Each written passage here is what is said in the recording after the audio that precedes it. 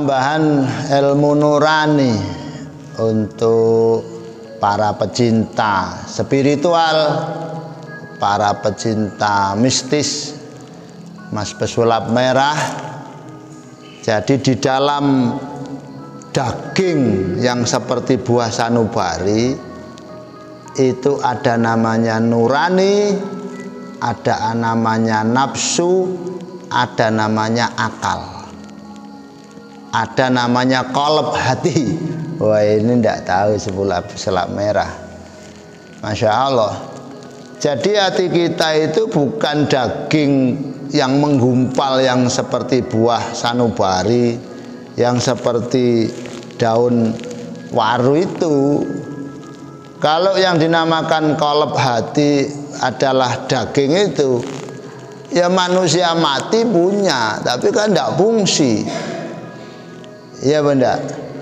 Hewan punya tapi tidak fungsi. Ini untuk Mas Pesulap Merah. Hati qalb itu adalah semacam energi yang berada di dalam daging yang seperti buah sanubari itu, dan sangat tipis sekali karena dekat banget dengan nafsu, akal, qalb dan nurani. Lah, nafsu itu juga terbagi lagi. Nafsu itu ya kamanungsan kita, kemanusiaan kita. Ada yang tenang, baik, senang kepada kebaikan, nyaman dengan kebaikan, namanya nafsul mutmainnah, jiwa yang tenang. Ada yang senang jelek, mengajak jelek, itu namanya nafsu ammarah.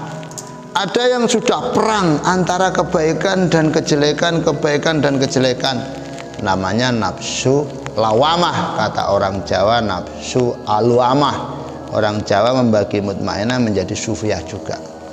Subhanallah, ini keluasan ilmu Allah, anugerah Allah. Lah, nurani atau bisa disebut hati nurani, di dalam hati ada sinar yang banyak tenggelam, banyak tertutup dengan nafsu. Ini namanya nurani. Bisa muncul ketika kita dengan riyadhah, digembleng, dengan dibersihkan, dengan zikir, dengan tawadhu, dengan kontemplasi, dengan baca Quran, dengan sedekah, dengan kebaikan-kebaikan yang terbiasa, kebaikan-kebaikan yang istiqomah, terus menembus nafsu mutmainnah. Nafsu mutmainnah sudah mengakar baik dengan tanpa keberatan, akhirnya nurani muncul. Nurani muncul nanti bisa diberikan oleh Allah kelebihan-kelebihan berkat sinarnya nurani. Nah, nurani ini juga bisa menjadi hijab, penghalang perjalanannya ketika nafsu ngelirik kelebihan tadi. Tuh, hati-hati Mas Pesulap Merah, hati-hati. Hijab ini banyak sekali. Sudah punya kelebihan, padang hati ini, terang hatinya, kelebihannya banyak.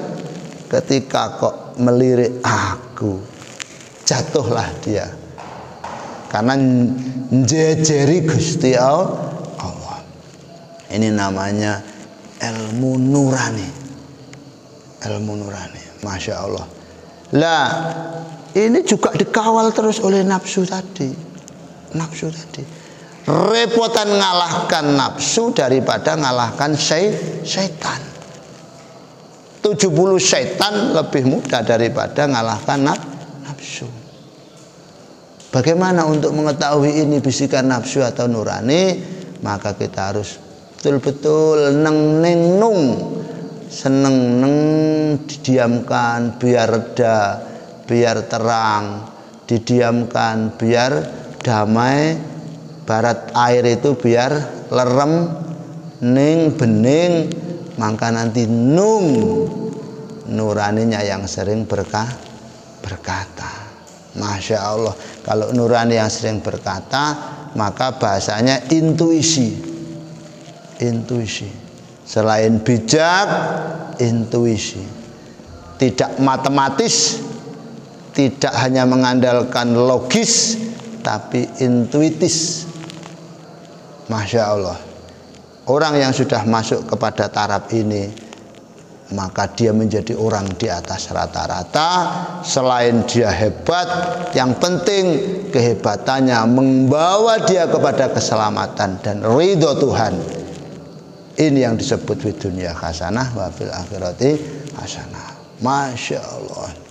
Jadi jangan sampai orang yang sudah terbuka nuraninya, dengan senang mujahadah, dengan senang tawassul kepada orang-orang soleh, dengan amal-amal soleh, kok ternyata ngelirik datang keberhasilan nurani.